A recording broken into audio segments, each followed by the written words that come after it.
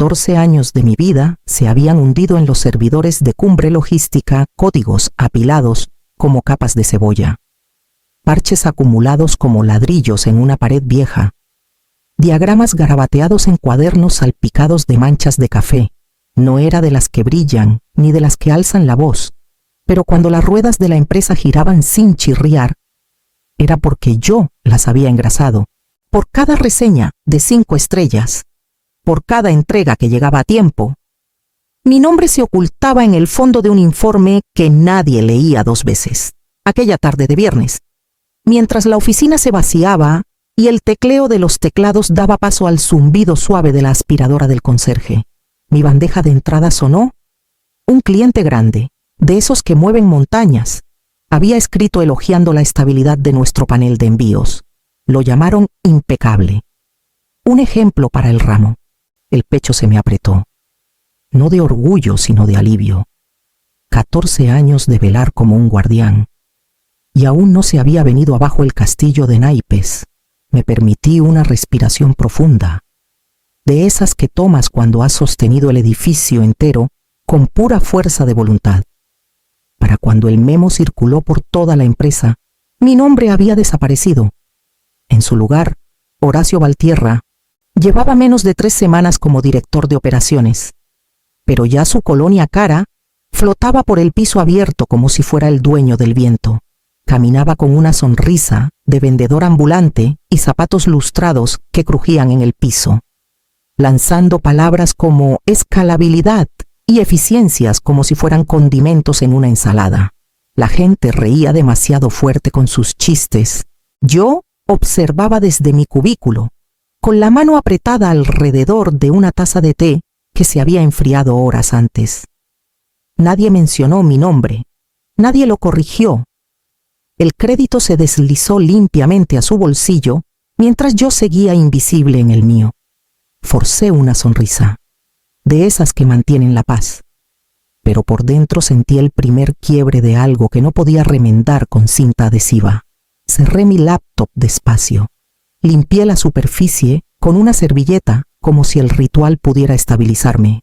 Las luces de la oficina se atenuaron al modo fin de semana, y la voz de Horacio resonó una última vez por el pasillo, prometiendo cambios radicales.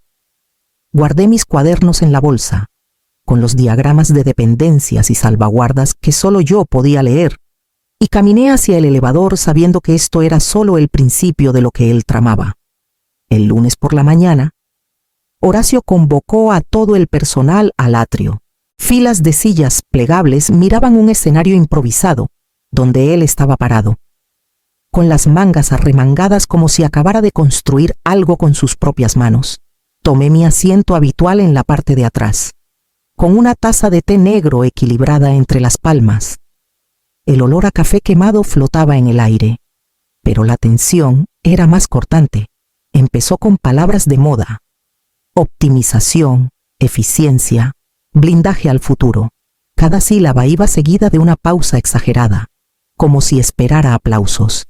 Las diapositivas detrás de él mostraban gráficos que nadie reconocía, pero su voz llenaba los huecos. Anunció la externalización del soporte técnico a un contratista en otro estado, la instalación de un chatbot para manejar las consultas y el despido inmediato de 2 analistas senior que habían capacitado a la mitad del salón. Sus nombres se evaporaron en segundos, sus caras ya olvidadas en el silencio que siguió. Miré alrededor. Hombros se tensaron, miradas bajaron. La gente evitaba verme, como si yo llevara el mismo mal que había reclamado a los analistas. A mi lado, Tadeo Ruiz se removió en su asiento. Era joven, apenas 3 años fuera de la universidad, aún demasiado entusiasta para ocultar sus nervios. Se inclinó más cerca, susurrando entre dientes apretados: «¿Está limpiando la casa?». No respondí. Mi pluma se movía constante sobre el cuaderno en mi regazo, registrando cada anuncio, recortes, fusiones, reemplazos, cada línea a otra bandera roja en un desfile creciente. La sonrisa de Horacio nos lo decía todo. No estaba ahí para reforzar lo que funcionaba, estaba para desmantelar, para dejar su huella como un grafiti en una pared ajena. La reunión terminó con aplausos forzados que resonaron torpemente. Horacio bajó del escenario confiado, convencido de que sus palabras habían inspirado. Cerré mi cuaderno, deslicé la pluma en la espiral y sorbí lo último de mi té. El silencio era la única armadura que me quedaba, y si algo había aprendido en 14 años, era que el silencio podía cortar más que un cuchillo cuando se usaba en el momento justo. Caminé de vuelta a mi escritorio, con el cuaderno apretado contra el costado, ya preparándome para el próximo golpe que él estaba afilando. Empezó con un rumor de operaciones sobre un tropiezo en Guadalajara, un retraso de sincronización rutinario, nada catastrófico, ya registrado y resuelto antes de la reunión matutina. Yo misma había escrito el ticket, lo anoté con el plan de reversión y hasta adjunté el registro de redirección para que fuera claro como el agua. Para mí, estaba cerrado antes de que se convirtiera en problema. Para Horacio, era munición. Lo oí antes de verlo. Su voz cortó el piso abierto como un machete aguda, fuerte, intencional. Un montón de papeles azotó el borde de mi cubículo mientras aparecía, agitando impresiones de registros de errores desactualizados como un veredicto. Estás despedida. Vacía tu escritorio. El aire se quedó quieto. El ruido de teclado se detuvo. Hasta el aire acondicionado pareció contener el aliento. Docenas de ojos se volvieron hacia mí. Luego bajaron rápido. Nadie quería ser atrapado viendo una ejecución. Me quedé sentada, con la mano aún sobre el teclado. Calmada, di el número del ticket. Incidente 700-435. Registrado, anotado y cerrado. La sincronización se resolvió a las 9:12 ayer. Mi voz era firme, pero el pecho me latía como un tambor. Las excusas no mueven mercancía. Espetó, cortándome antes de que pudiera seguir. Sus palabras restallaron por la sala como un latigazo. Vi a Tadeo 2 filas adelante, con los nudillos blancos alrededor de una pluma. Labios apretados en una línea dura, parecía listo para levantarse, pero se quedó clavado, impotente. El dolor no era solo el despido, era el silencio de los demás. 14 años de estabilidad, 14 años de trabajo invisible, y ni una voz se alzó para defenderme. Mis manos se movieron automáticamente, deslizando mis 2 cuadernos gastados llenos de diagramas, dependencias, claves a mano en mi bolsa. Dejé el pendrive de la empresa en el cajón. Era inútil sin mí de todos modos. Me levanté despacio, cada movimiento deliberado. El peso de 14 años asentándose en mis hombros. Horacio se erguía alto, complacido con su espectáculo. El conquistador de un sistema que ni siquiera entendía. Lo miré una vez, no lo suficiente para desafiar, solo lo necesario para reconocer la victoria hueca en su sonrisa. Luego me volví, con la bolsa contra el costado, y caminé hacia la terminal que sabía sería mi parada final. Me detuve en mi terminal, el brillo de la pantalla reflejándose en el borde plateado de mi taza. Mis manos se movieron sin dudar, guiadas por años de repetición. Escondido en una esquina del escritorio había un cuadradito teal etiquetado protocolo de salvaguarda. Para cualquiera más parecía un script de mantenimiento.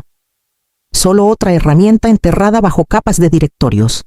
Para mí, era el fruto de noches largas y previsión silenciosa. Hice doble clic. Una ventana negra parpadeó, el cursor latiendo como un aliento contenido. Apareció el mensaje: ejecutar protocolo final. Mi dedo dudó solo un instante antes de presionar Enter. Sin alarmas, sin cuenta regresiva dramática, sin colapso cinematográfico. Solo silencio. En la superficie, el sistema seguía ronroneando, pero cada función de comando ahora estaba sellada detrás de una puerta que solo yo podía abrir. Sin la clave de saludo, podían gritarle a la máquina todo lo que quisieran. Ella asentiría cortés y se negaría a moverse. Detrás de mí, Horacio se alejó pavoneándose, triunfante en su actuación. No notó el cambio, no notó que cerraba mi shell de SQL, ni la línea sutil de código que ya había reescrito las reglas. Para él, yo estaba acabada. Para el sistema, yo era la única que quedaba. Apareció una representante junior de recursos humanos con un portapapeles, su voz temblando con autoridad ensayada. Necesitamos tu firma y tu credencial. Firmé rápido. Deslicé el rectángulo de plástico en su palma y la vi desaparecer como si yo ya estuviera borrada. Deslicé mis cuadernos cubiertas descoloridas repletas de mapas dibujados a mano y cadenas de dependencias en mi bolso. 14 años de memoria viva, reducidos a garabatos que solo yo podía interpretar. El resto, el verdadero pilar del imperio de Cumbre, estaba enterrado bajo encriptación profunda en el sistema, esperando, afuera. El cielo de Ciudad de México se había abierto en lluvia. Gotas finas rayando las puertas de vidrio mientras salía. El frío me golpeó la cara, agudo y limpio, lavando el aire reciclado de la oficina. Me subí la capucha, apreté el bolso y caminé hacia el estacionamiento. Para cuando encendí mi auto y lo apunté al sur hacia mi cabaña junto al lago de Chapala, mi corazón latía fuerte, pero lo suficientemente firme para saber que había hecho exactamente lo que necesitaba. El sábado por la mañana se desplegó en capas de gris. La niebla flotaba baja sobre la superficie del lago, enroscándose como aliento contra la ventana de mi cabaña. Por primera vez en años, no abrí mi laptop al amanecer. Preparé una olla de café, até mis botas y salí por el sendero de cedros detrás de la casa. El suelo estaba resbaloso, el aire frío lo suficiente para picar, pero cada paso aflojaba un peso que había cargado demasiado tiempo. Los pulmones me ardían, las rodillas protestaban, pero el dolor se sentía vivo, no agotador. A mediodía, estaba sentada en un tronco caído, sorbiendo de un termo mientras el mundo permanecía callado, sin paneles exigiendo atención, sin alertas de medianoche, solo el sonido del agua goteando de las ramas y el ocasional toque de un pájaro carpintero.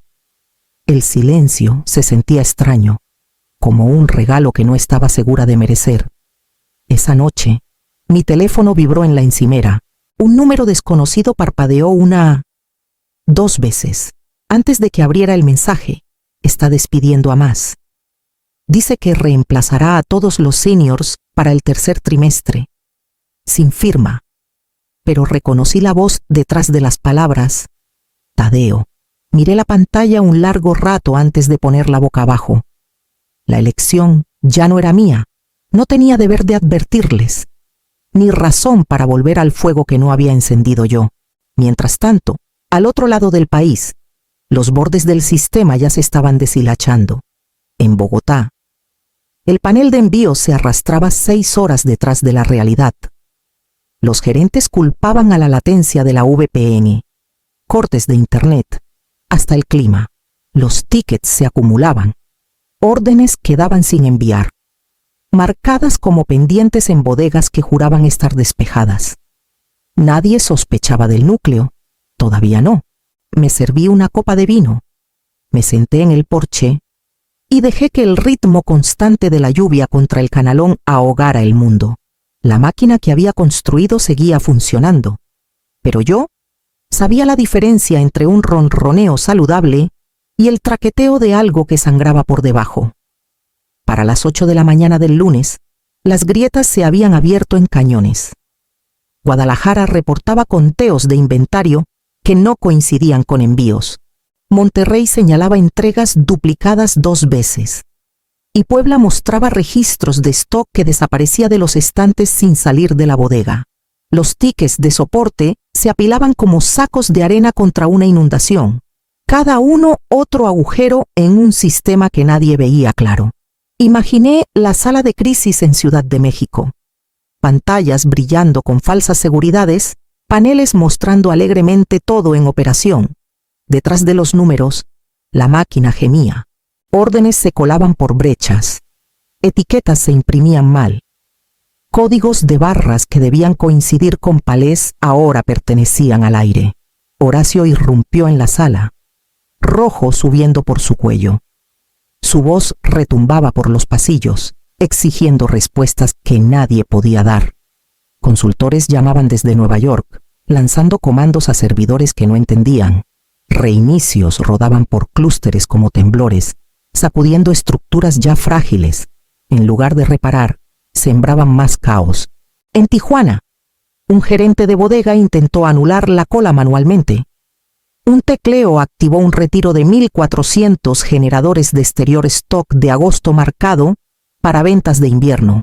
Camiones programados para salidas regresaron vacíos, mientras devoluciones que no podían procesar se acumulaban en los muelles.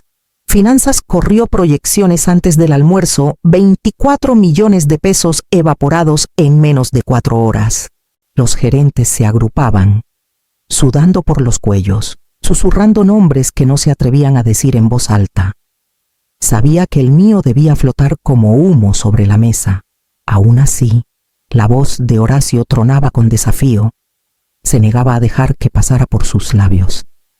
Admitir que mi ausencia importaba perforaría la armadura de orgullo que llevaba como medalla. Ladraba a TI para escalar de nuevo, como si el volumen pudiera sustituir al conocimiento. Desde el porche de mi cabaña, sorbí café y vi nubes desplazarse sobre el lago. El sistema hacía exactamente lo que yo había diseñado: ronronear en la superficie, esperar debajo.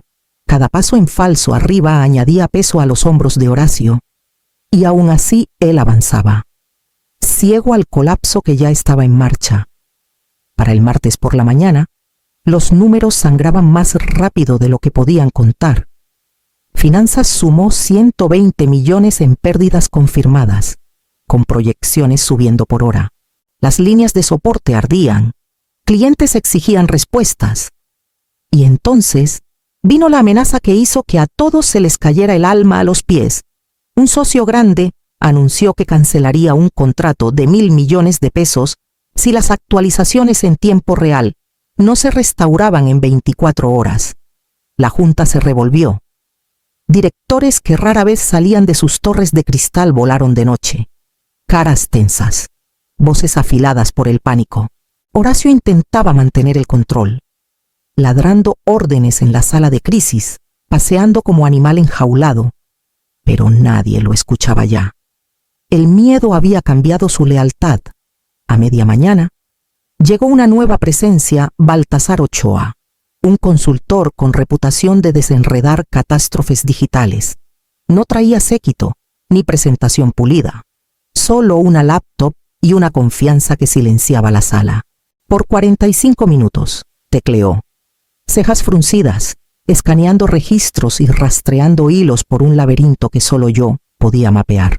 Los ejecutivos observaban como devotos en un ritual, esperando un veredicto. Entonces sonrió de lado. Cerró la laptop a medias. Este sistema no está roto, dijo, voz pareja. Está esperando. La confusión onduló por la sala de crisis. Alguien preguntó si era sabotaje. Baltasar negó con la cabeza. No tienen un problema de sistema, tienen un problema de Isidora. Mi nombre se asentó como polvo tras una explosión. El silencio se extendió. Pesado, innegable, Tadeo, sentado cerca de la esquina. Se inclinó adelante y susurró al aire atónito. Ella construyó el saludo. Todas las miradas se volvieron a Horacio. Su cara enrojeció escarlata, mandíbula apretada lo suficiente para romper dientes. No vamos a arrastrarnos de vuelta, gruñó. Su orgullo, más fuerte que la razón. Los directores no dijeron nada, pero su silencio hablaba más alto que su protesta. Ahora sabían la verdad. Cada peso que desaparecía, cada error que se multiplicaba, todo trazaba de vuelta una decisión. Un nombre que habían borrado demasiado rápido. Al final de esa reunión, yo ya no era un fantasma. Era la clave que no podían alcanzar. La mano que habían apartado cuando más la necesitaban. El correo llegó tarde el martes por la noche, con un asunto que brillaba de desesperación disfrazada de entusiasmo. Oportunidad emocionante de consultoría en Cumbre Logística. Casi me reí. La misma representante de RRHH que me había entregado un portapapeles 2 días antes. Ahora escribía con frases azucaradas sobre mi expertise única y memoria de liderazgo crítica para la misión. Ni una palabra sobre haberme sacado del edificio delante de todos como en un desfile. No me molesté en redactar una respuesta yo misma. Lo reenvié a mi abogada, Fabiola Mendoza, con una nota corta. Triplica mi tarifa anterior, pagado por adelantado. Remoto, sin Horacio. Fabiola conocía mi estilo limpio, decisivo, cortante. Ella llenó el resto, cláusulas de indemnidad, waivers de responsabilidad y una línea para restauración de reputación, si intentaban vender esto como colaboración en lugar de control de daños. Al amanecer del miércoles, Fabiola llamó. Se rindieron, dijo, voz seca como siempre. El pago llegará a tu cuenta antes del mediodía. Cierto. A las 11:47 a.m. actualicé mi app bancaria y vi 1.700.000 pesos aterrizar como un trueno silencioso. No era por el dinero, pero ver los números moverse a mi favor por una vez se sentía como justicia. La segunda decisión fue solo mía quien sería mi punto de contacto. No dudé. Le escribí un mensaje a Tadeo Ruiz. Necesito acceso de lectura, escritura a producción, más privilegios de reversión. Serás mi enlace. Nadie más. No discutas. Su respuesta llegó en 4 minutos exactos. Entendido. Acceso restaurado. Me mantendré al margen. Gracias. Lo siento. No respondí. Las disculpas no eran lo que quería. Lo que importaba era que por primera vez en 14 años, yo ponía las condiciones. No me poseían, ni siquiera me empleaban. No volvía como empleada, atada a pases de credencial y revisiones de desempeño. Volvía como la arquitecta, el fantasma que habían descartado, ahora dictando cada regla del juego. El sistema esperaba, y yo era la única que sabía cómo despertarlo.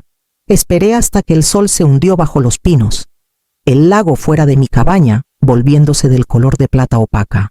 Mi laptop brillaba contra la mesa de madera, el cursor parpadeando como si hubiera estado conteniendo el aliento por mí.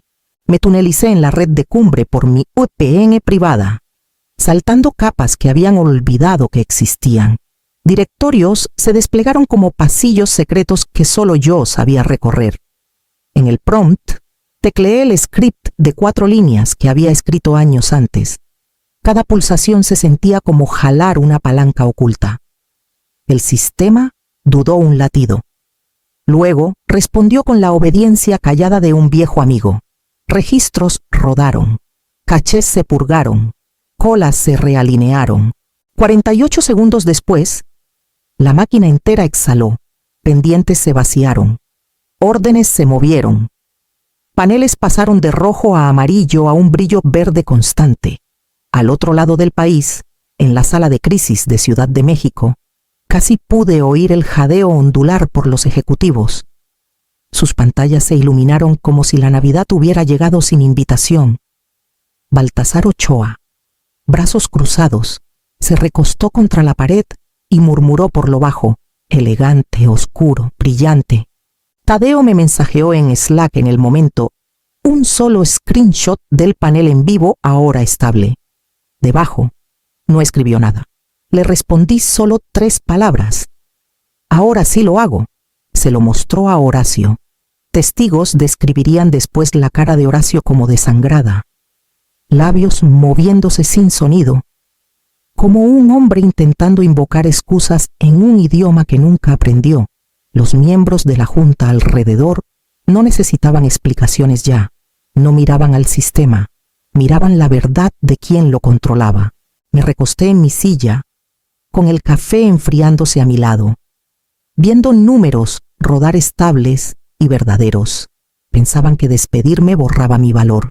En cambio, lo había tallado en piedra. No era reemplazable, no era desechable. Era el sistema sobre el que habían construido su imperio.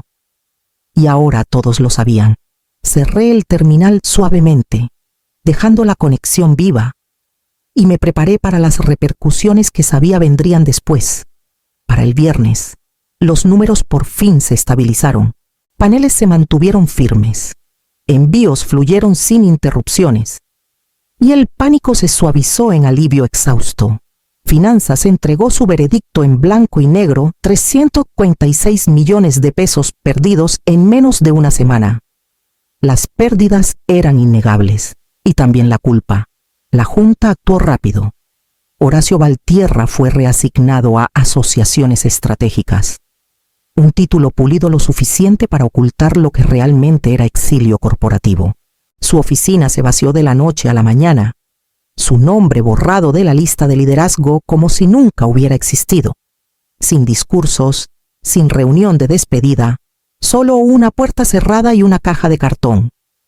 RRHH siguió con un memo enviado a todas las bandejas: valorar la expertise interna, proteger el conocimiento núcleo, invertir en la gente que mantiene fuerte la base.